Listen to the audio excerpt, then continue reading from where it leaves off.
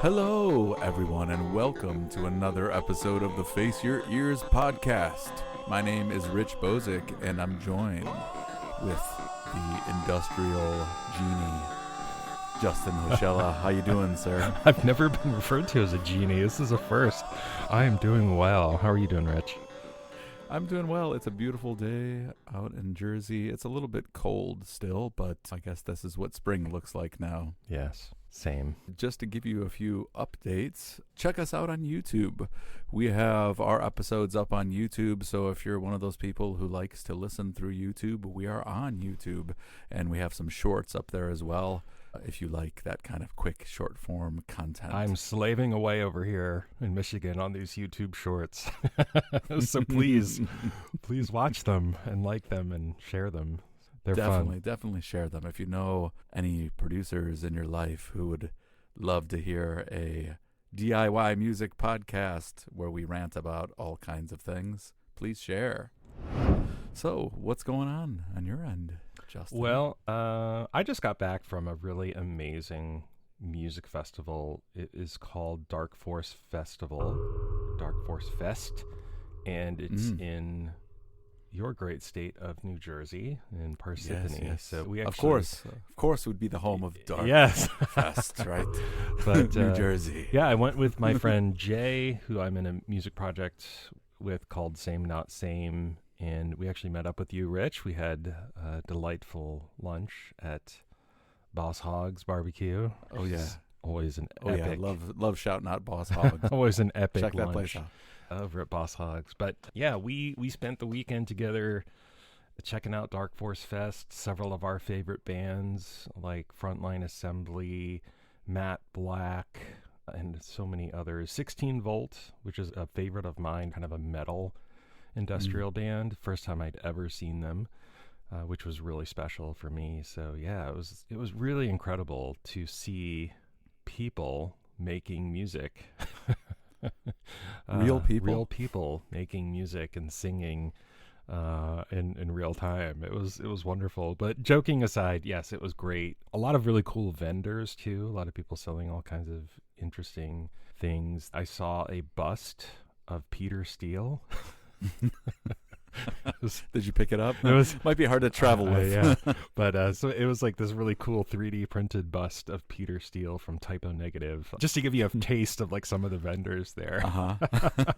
A lot of like horror movie themed pins and magnets and stickers and stuff like that. Very much in theme with the kind of music, which was very industrial, goth, kind of dark. Was there a lot of costumes? Oh my gosh, so many costumes and just outfits that were like super cool. And so yeah, people went all out. It was pretty crazy. So yeah, we just had such a blast. I think by the end of the first day we could barely feel our feet. We were exhausted, but it was so much fun, and I hope to be able to come again next year. That's great. That sounds like a good time. Yeah. So, Rich, in our last episode, we talked about your debut as a recording artist with your single, Flowing Horizon. Fantastic song. How's the response been? How's that going? Thank you, my friend. It is going well, as one would expect when you're new in the scene. The numbers. I'm not charting on Billboard quite yet, but it's fun. I'm interacting with a lot of people I haven't spoken to in a long time. I'm trying to make it a goal to send the song to a few people every day if I'm not connected with them on social media, and to kind of reconnect and just see what people are up to. So it's been fun in that regards. It was quite a journey getting everything up and working on all the streaming platforms, but I think things are about where they need to be. There's a few tweaks left with Apple Music, but it's all coming together. But thanks for asking. Yeah. It's a fun thing, and I look forward to releasing more. I have some more in the works here. Yeah, I was just going to ask, what can we expect next from Bozick? The next song is just about done being mastered, so that should be coming out very soon. But I'm still working also on promoting Flowing Horizon, so if you haven't checked it out, please do. It's on all of the platforms. Yes. And we'll include a link to it in our show notes so that you can check it out. So, Justin, once again, AI brings us together. Yes. So today's topic, AI landscape. Resistance is futile? Question mark?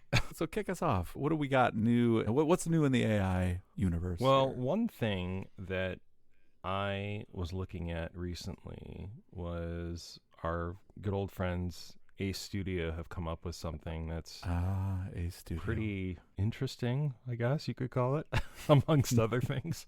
But they actually have a tool that allows you to clone a voice. So they call it AI voice cloning, customize your own AI voice model. So on their website, it says AI voice cloning lets you transform your own voice into a fully customizable singing model. With just a few recordings, A Studio helps you train your voice and generate expressive, realistic vocals ready for any musical style. So I guess voice lessons are optional now. One can simply dial up whatever technique they want. But what I wanted to do is I'm going to play you some examples here, Rich, just so you can hear. Okay. And let's see right. if you can tell which one is the AI voice model and which one is original. Okay. So- Man, put me on the spot. right. All right. I'm going to be fully transparent. I wouldn't know. So I think that's the point here. We'll start with the first one here. Isn't she lovely? Isn't she wonderful? Okay, so that's A, and here's B. Isn't she lovely? Isn't she wonderful? So what do you think? Which one, the first one or the second one? I'm going to say the real one, I'm guessing, is the second one. Oh, ding, ding, ding. You're right. You're right. Uh-huh. The first one was AI. Yes. Let's. I mean, how I got there, I don't know. I just I don't know. I listen. Your to- I'm trying humanity? to- maybe this is eye-opening on so many levels. I have humanity. Some tiny spark of humanity left inside. Yes, of you. that's something. Just I'm not new. completely dead inside. Yes.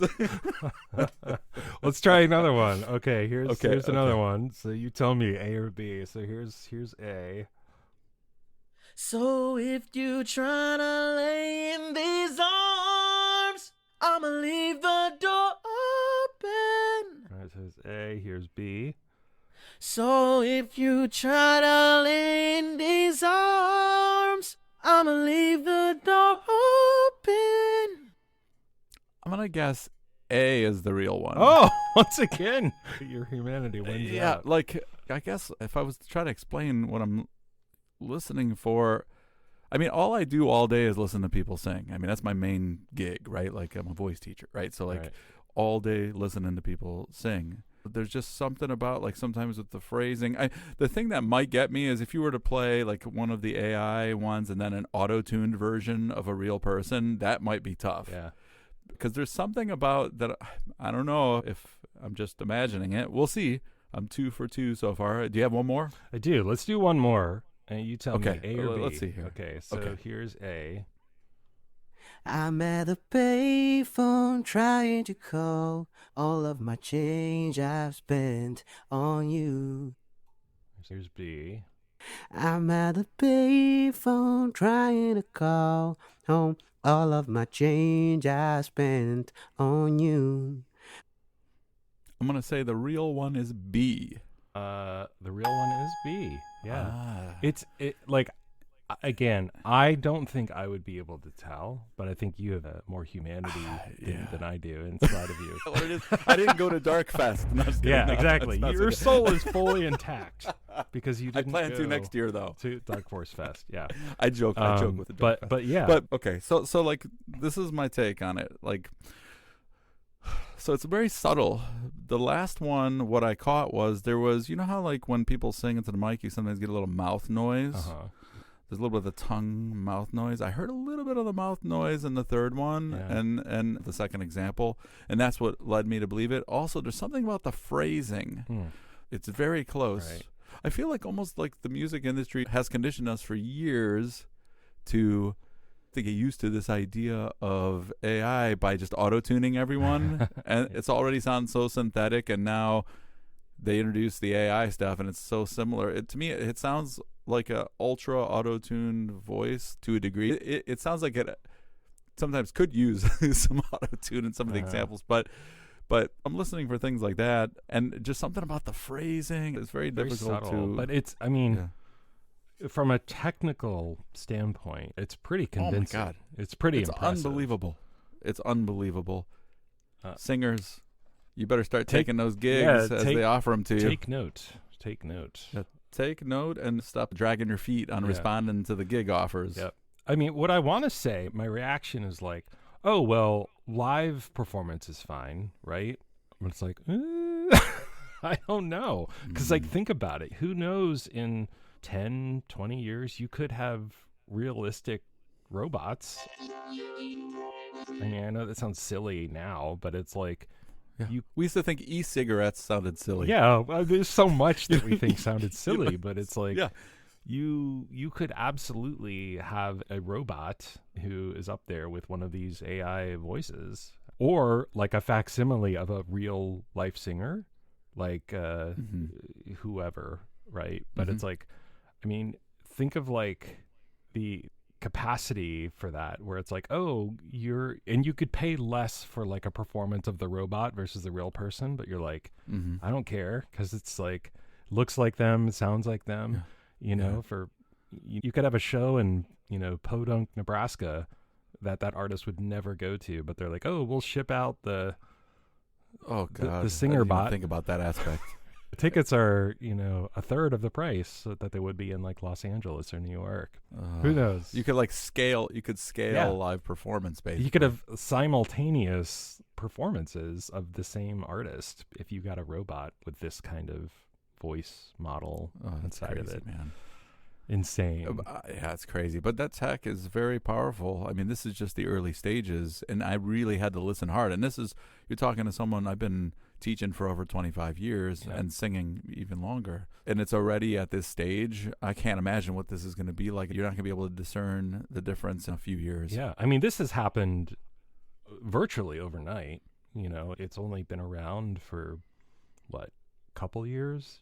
Maybe 3 years, and it's already this good. I mean, like I said, I don't think I would be able to accurately tell the difference, maybe, but you know, to tell you the truth, if you put a backing track with that where I couldn't hear all those little nuances, it would be even more difficult. Right. And to your point, to the layperson who's like, oh, I'm not a musician, I just enjoy pop music or whatever, like, it's almost inconceivable that they would be like, oh, that's AI. Or, more importantly, that they would care. They, you know, were told, like, oh, that's an AI voice. They'd be like, I don't care. Yeah, they might not care. I mean, we do it with everything else. People don't care about drinking, real fruit juice or eating real food or, it's like, this is just another thing. Add it to the list. Yep. Oh, God. All right. So that's A Studio. So that's one of the things on the AI landscape nowadays. And we laugh with a sense of, like, at least I could speak for myself here. I laugh with a sense of, like, why are we doing this? But, like, I don't know. I mean, I try to think, like, perhaps there's some producer out there who just doesn't have the access to get a singer for the recording, or and I could see maybe a use case like, oh, I want to finish my song, I want to hear what it sounds like, but then there's always people who are very staunchly against it, who are like, no, you need to try to find someone who can do it, and there's got to be a way. And I appreciate those people, but this is Pandora's box, man. Opened. I think there's a degree of acceptance. From my point of view, there's a degree of like, okay, I understand that this is a reality, but it doesn't have to be an inevitability with music. Like, it's here. You're not going to be able to say like, oh, let's stop it altogether. But I think all of us can sort of make a choice. More importantly, a mental or sort of spiritual choice of like what we value and care about. And so for me, I actually was having this conversation with someone recently, and they asked me, like, what do you think of AI music and stuff? And I was kind of like, I'm not a fan of, overall of like AI generated music. I just think it kind of, for me as a musician, I feel like it misses the point. Like the whole point is it's a creative process. It's a creative endeavor. Whereas prompt-based music is not that whatsoever. It's a black box. You put a prompt into a computer and it spits something out. You don't really have any control over any of those details.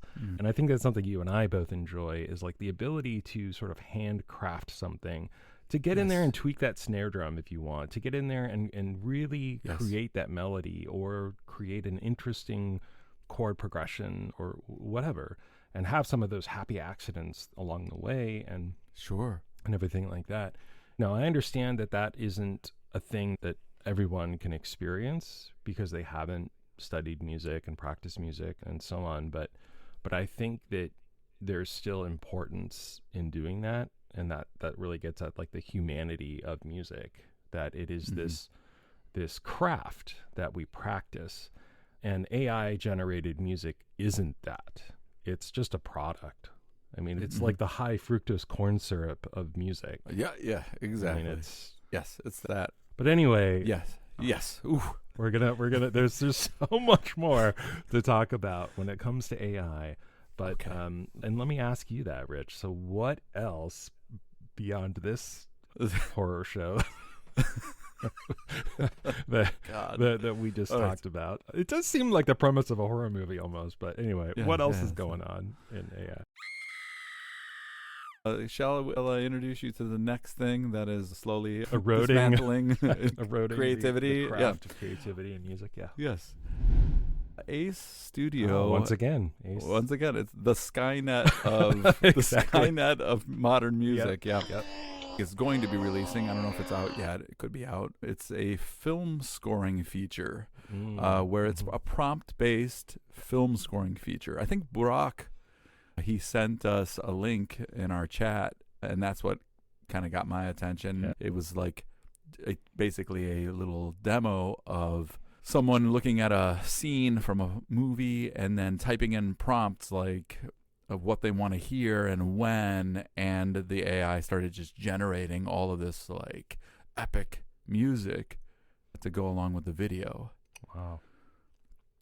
I wonder, what do you think about that? If it'll ever get to a point where it doesn't even have to be prompted. It can just sort of, quote, watch the video and sort of analyze it. We kind of have a little bit of that to a certain degree. In video games, that procedurally generated music that happens based on what you do in the game, it starts to change. So I imagine perhaps that could be implemented into film. Yeah. I think what might be a little bit different, though, with video games is that the music's already been created. It just gets triggered based off of different actions.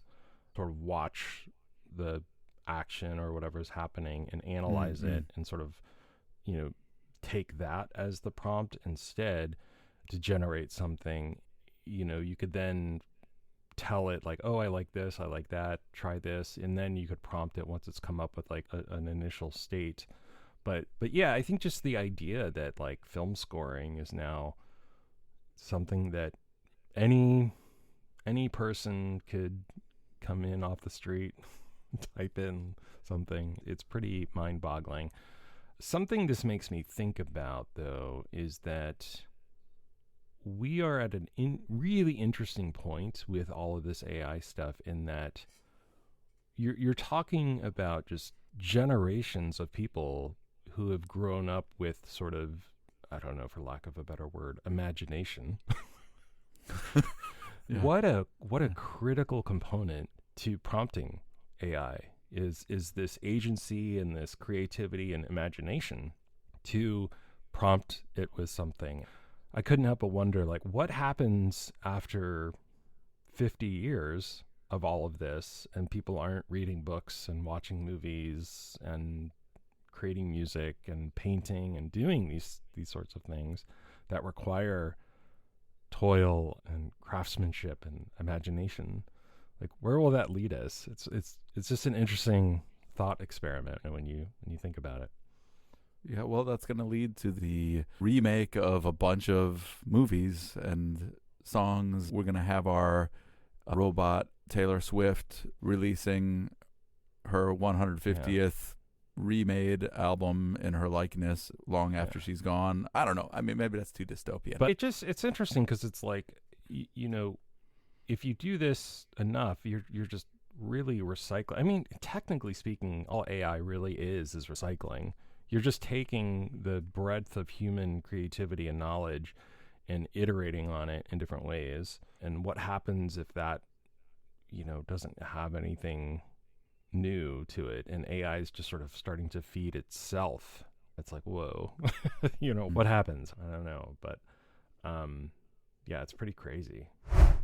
So, Justin, I want to pivot a little bit here, and I want to talk about an article I read where they were bringing up the fact that a lot of producers now in the studio are starting to use Suno and other AI songwriting tools to basically generate and finish the song ideas or flesh out the song ideas before they move on to the final stage. I just want to know what your thoughts are about using Suno and other AI writing tools in the studio. Yeah, I'm kind of two minds of it. Like, honestly, I can see a use case for very busy, very high level producers who have deadlines and they want to get something done quickly. And so maybe they're coming up with certain parts that they don't necessarily have access to in the moment, and they just want to get something down, a demo or something like that, to show the artists they're working with. I mean, it could certainly provide very sophisticated demo creation using tools like this. I think this is done more and more with like filmmaking and animation, that people are rendering more and more realistic, hey, this is what the scene is going to look like. That kind of thing. But on the other hand, it does sort of make me worry a little bit, like the scope creep, if you will. Like, it's creeping into the creativity. I believe that there are producers out there who are very skilled at what they do, that are using these tools in sort of a utilitarian way. I believe that's true. On the other hand, this tool, it's like with great power comes great responsibility, right? And I think that, like, seasoned producers who have training and so forth, like that they're wielding it with responsibility. But I think that it's ubiquitously accessible now to everyone. And so as long as you have access to the tool, I mean, you can pick it up and use it. And I think it just sort of opens the door of Pandora's box once again, like somebody coming in and just prompting something and saying, yeah, now I'm a quote producer. And so I think the layperson can't really discern craftsmanship and process from product, right? So the output of something. So, you show a song that was handcrafted by a producer versus a song that was prompted by someone. Most people, they're not going to really tell the difference or be able to tell the difference. And so, yeah, it does give me some pause. I use AI tools sometimes in Logic Pro. We've talked about it a lot on this podcast, Logic Pro Drummer. It's a really terrific tool. But I think the difference, and I've read this somewhere too, that like people are more responsive to music that has human involvement. That's the key differentiator, is that there is a human being involved and is working with the tool and using it as a tool, and not just hitting a button and saying, okay, I'm done. I think that's the biggest difference, right? Is Suno literally will create the whole song for you from start to finish. Yeah. It's one thing using AI to take out the tedium of some of the processes involved. Yeah. We talked about, I think in the last episode, we talked about, it was like AIODE, AIODE. And the last AI, yeah. And that was sort of like Logic Pro Drummer, but for like any instrument. I think that's a good way to be like, I want to hear what this melody sounds like with a trumpet. I don't have a trumpet player, but this will sound ultra realistic, like an actual trumpet player, just so I can have that to show a real trumpet player. So they're like, okay, I kind of get what you're going for. Here's what I would do as an actual trumpet player, right? Like that kind of thing, I think is fine. That's a very utilitarian kind of tactical approach to using it. You know, of course, somebody could just slap that AI generated trumpet line in a song and be like, here you go. This is it. Yeah, I mean, we kind of been doing it for a long time now. Some of the bands and musicians we love been using drum machines. Like, I love Sisters of Mercy. All of the drums on all of the Sisters of Mercy stuff is all from drum machines. The Typo Negative October Rust album, all of it is programmed drums, right? We've been using synthesized instruments on a synthesizer. Like, some people would even argue, hey, like you're playing like an instrument on that synthesizer. Yeah. That's not the real instrument. I guess where I feel the line is crossed for me is, it's one thing to, someone who does electronic music who's taking a loop and manipulating that loop and doing things to it to make it sound interesting and to bring a new kind of life to it that fits the aesthetic of the song, versus just being like, oh, here's a string of loops, let me just put them all together, done. Or let me have the AI just string them all together. I don't even have to do that much. Well, once again, human involvement, right? Like, that's kind of what you're touching on here. That's the differentiator. Sure. Absolutely. Another thing that I think we should talk about kind of in conjunction with this, that kind of leads to the next topic, is the idea of AI artists and the signing of AI artists to labels and so on and so forth. So, Rich, what do you think of this? First of all, I think it's ridiculous to even call whatever it is that they're signing an artist. I think the term artist has been weakened and diluted so much. I would even call to question the way they classify some of the music that's on the streaming platform as artists, especially with regard to the AI stuff. I don't know. I mean, I guess it's still art. But anyways, the bigger topic that you bring up with regard to the signing of these, I mean, that's kind of very disappointing, because, like, as someone myself who has been involved with music for a long time and knowing many musicians and dealing with a lot of emerging artists through the years, and people who have toiled and worked to try to move up the ladder in the music industry, this is kind of like another slap in the face. I view it as another slap in the face, because it's like, oh, we're just going to overlook all of you guys who are actually doing stuff out there, and we're just going to go with this artificial thing and use that instead. It's like the insult knows no bounds, with the way that sometimes things are handled in the music industry. And this is just another one of those things that really, I feel, is like an insult. Yeah, I think my perhaps cynical view of this is that it's profits over people. If you boil it down, this is about making money. It just is. Like, it's an altruistic. They're generating AI music. Why else would they be doing this? They're not doing this for the good of humanity and to enrich the lives of listeners everywhere. I mean, of course, that's how it's going to be marketed, right? That's all marketing speak. But the reality is that this is being done to make a profit. And I think this isn't really new in the music industry, or really any industry. But, if we just look at the music industry, I think over time, if you look back through music history, especially in popular music over the past 100 years or so, I think there has been this sort of narrative of exploiting artists to make more and more of a profit. There's always like some greedy in the corner who's there to see how he can maximize his profits or the profits of the record label or whatever. And so I think this is just the modern incarnation of that. I mean, that's all this really is like, how can we make a ton of money with this thing and cut out the musician? I mean, it's kind of insane. You think about it, like, wow, we can now, hey guys, we can make music and a lot of money and involve like no musicians whatsoever. Like, the inconvenience of having people or musicians involved is now cut out completely. It's like, you know, and again, like, the title of this episode is Resistance Futile or Resistance Futile ? It's like, this is where it comes down to, like, what do you as the consumer want or what's important to you as the consumer. And so we have the ability as consumers to make this choice of inevitability or not.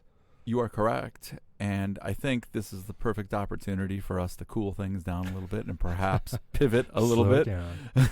Slow down. So, and can you talk to us about what hope do we have out there, Justin? Well, one interesting thing that is happening to kind of push back against this AI onslaught is Deezer, which is a French-based global music streaming service. They're adding AI tags because there's an estimated 50 to 75,000 fully AI-generated songs uploaded to streaming services every day. I think this is sort of, you had mentioned food before. It reminds me of that, where like food is now labeled like, 100% organic or like contains high fructose corn syrup or whatever. People want to be informed about what they're putting in their bodies. This, I think, allows us to be informed about what we're putting in our ears, so to speak. That's a good thing, I think. It's some degree of notice or administration around this, I think, is important. Will the other streaming platforms follow suit? That is to be seen. But I like this step that Deezer has taken. It's a step in the right direction. It's at least one glimmer of light. Yeah. And I would love to hear from people. If you're listening to this podcast and you know of anything in relation to what we're talking about here, like this specific AI, tagging thing, like, is Spotify doing it? Like, do you know? Like, we would love input from our listeners about any of these topics and adding on to what we've talked about. Like, we're just here just talking about it, but there's so much to unpack that we can't cover in a brief 30-ish minute podcast. So please, of something or have an opinion, hit us up on Instagram or, email us or whatever. We want to hear from you. Yeah. Is there more hope out there? Yeah. Does anyone know of anything that's a light at the end of the tunnel? Yeah. Please let us know. And what do you do to resist? Let us know in the comments. That would be a great episode, I think, is for us to talk more about what we can do as the average music maker / consumer to kind of right the ship. Yeah, I think it's just making the choice and being informed, I think, too. It's just like the food we eat. We want to be informed about what we're eating, so why not about what we're listening to? So, yeah, I think that's a good idea. I think we've reached our threshold here, our limit for what we can rant. We're trying to keep this non-explicit like podcast. If we go any further, we risk being censored here. But yeah, what an interesting episode. So we talked about A Studio and kind of what they're doing in AI music regarding the voice and being able to clone the voice, film scoring, and creating tools to make that as easy as possible. We also talked about, producers using AI tools to supplement their craft as a producer and some of the ramifications around that. We talked about AI quote unquote artists, we'll say, and how those are being signed now.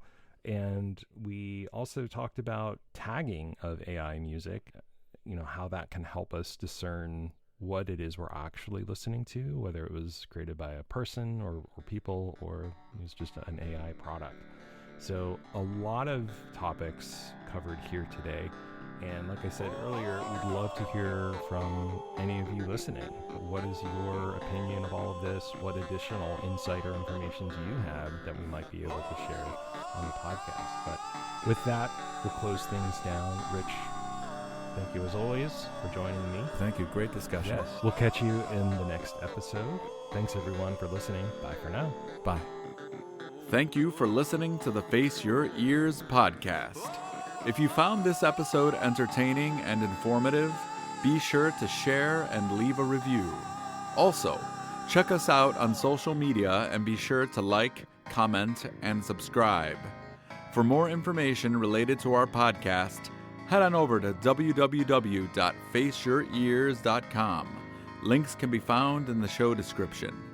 And remember, whether you're a musician just starting out or a seasoned professional looking to talk shop. It's time to face your ears.